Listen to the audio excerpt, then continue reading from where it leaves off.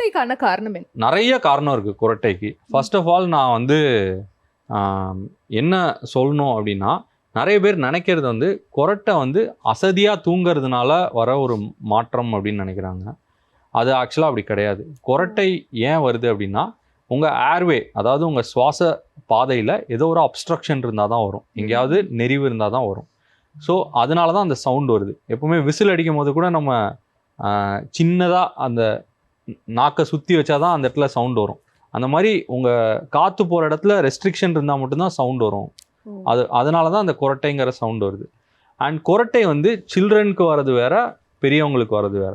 சில்ட்ரனுக்கு குரட்டை வந்துச்சுன்னா ஃபஸ்ட்டு நீங்கள் சஸ்பெக்ட் பண்ண வேண்டியது அடினாய்ட்ஸ் தான். ஸோ மூக்குக்கு பின்னாடி வளரும். நம்ம மூக்குக்கு முன்னாடி எப்படி ஓட்டை இருக்கோ அதே மாதிரி பின்னாடி ஓட்டை இருக்குது, அது வழியாக தான் காற்று போகும். கரெக்டாக அந்த இடத்துல இந்த அடினாய்ட்ஸுங்கிற சதை வளர்ந்து அந்த காற்று போகிறத அப்படியே பிளாக் பண்ணிடும். ரெண்டாவது அடல்ட்ஸ்க்கான ஸ்னோரிங்.